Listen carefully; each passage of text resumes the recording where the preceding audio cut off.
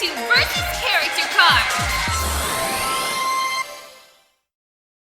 What's up and welcome to Versus Character Cards, the Versus show without the verses. In this show, instead of briefly analyzing two fighters and determining via research who would win in a fight, I will be cataloging individual characters by themselves and creating a virtual profile for them for anyone to base their research off of in their own show. Basically a cheat sheet series for you if there's a character you need to research that you're unfamiliar with. Now be sure to stay tuned for the end because besides showing off who the next character is, I do have a couple more surprises. Now let's get into it. Our first character of the series is Crash Bandicoot. He was PlayStation's unofficial mascot in the 90s and very quickly stole the right to compete against Mario from the very blue hedgehog who partially inspired him in the first place. He unfortunately went away for a while, but now he's back bigger and better than before. You all know his history, so let's take a look at him as a character. How powerful is Crash Bandicoot? I don't know whether to kiss you or kill you!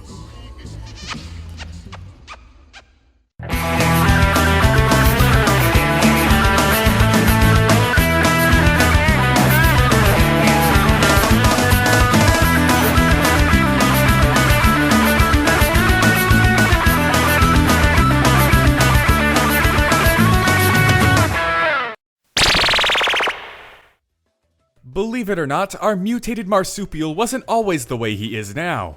Hence the word mutated. He was once a regular anthropomorphic fellow like his sister Coco or girlfriend Tana. That is until he was captured and taken from his home by the evil Dr. Neocortex, who plotted to enlist him in an army of mutants that he planned to use to conquer the world. Crash made it through the first experiment just fine, gaining increased speed and strength and other physical attributes from the Evolvo Ray. But when it actually came time to put him under Cortex's control, things didn't go as smoothly. Instead of brainwashing him, the Cortex Vortex actually scrambled Crash's brains. Crash went out of control, escaped, and that likely would have been the end of it had Cortex not also kidnapped Crash's girlfriend Tana. Thankfully, Crash hadn't become too insane to realize that he needed to go back and get her, while foiling Cortex's plot and becoming his enemy in the process. And Crash has been there to thwart Cortex's schemes ever since. Yeah, thank goodness the first part of that experiment was a success because otherwise that wouldn't have been possible. Like I said, Crash is a mutant and the physical upgrades he gained from the Evolvo Ray allows him to perform several cool moves. He can ricochet enemies several feet away with his trademark spin move, or his slide attack which also allows him to reach tight spaces. Now at first, spinning too much would leave Crash dizzy, but Crash of the Titans allowed Crash to learn the infinite spin, which lets him spin infinitely with no negative repercussions. Crash also has a super body slam that can create shockwaves, he can sprint at high speeds with the Crash Dash,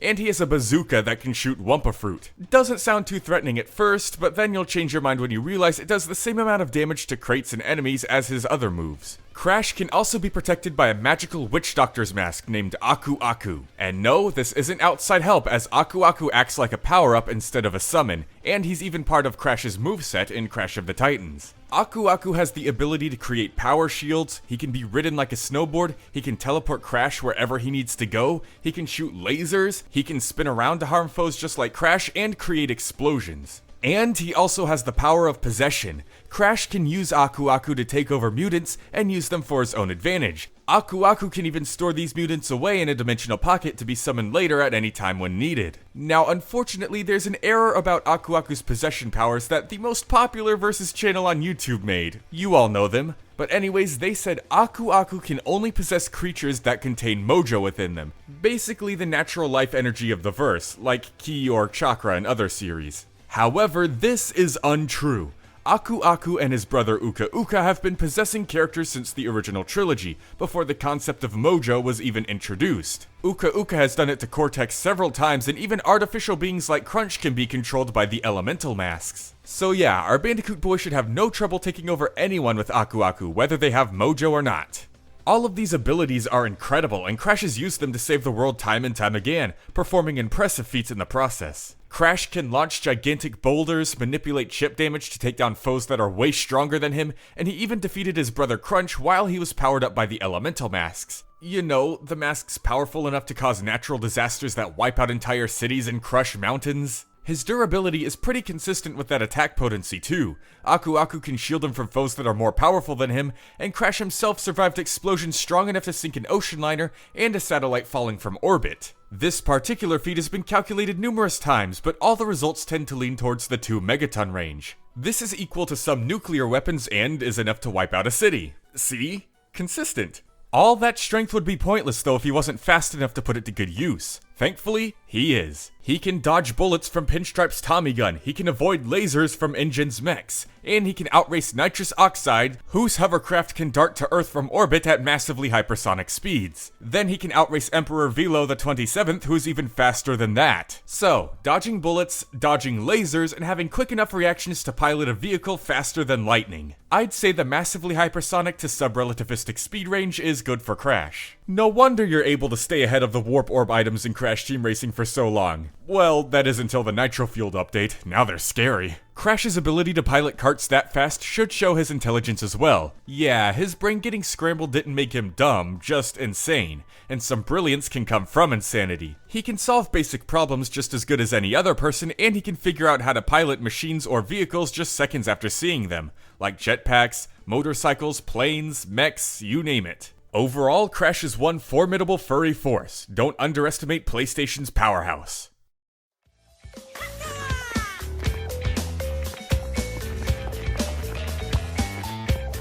Whoa! And now for the conclusion segment. In conclusion, Crash is a monster. He has strength and durability that rivals city-busting nukes, and he can potentially reach speeds that match a pretty large percentage of the speed of light. He's smart with vehicles and has some possession hacks thanks to Aku Aku. Now here are some really good win-lose matchups for him in your Versus show. First up is Sonic the Hedgehog. Of course, Super Sonic absolutely destroys Crash, but if Sonic is restricted to his base form, it should be a pretty fair fight. Crash would likely win due to his greater arsenal and lead in speed and strength, but he's not so far ahead in speed and strength that it becomes a stomp. Then there's Crash's PlayStation successor, Jak and Daxter. Crash would likely lose this one. While Crash is faster, Jak is able to equal Crash in strength and durability, and has a much bigger arsenal, including a healing factor, and even the ability to stop time. Light Jak is just too strong. But who knows, do either of these matchups and prove me wrong? Either way, what Crash can do cannot be denied, so his versus character card is complete. Now before I get a move on to next episode's character, you're probably thinking that conclusion segment was pretty visually boring, and yeah, it was. But that's because I intend to put a fan art segment there. So if you want to show up in the show somehow and give the conclusion some visual flair, then be sure to send in your fan art to me on Twitter or in my Discord server in the Art Show channel. It could be art of me, the fighter we just analyzed, the fighter we're going to analyze next time, or it could be...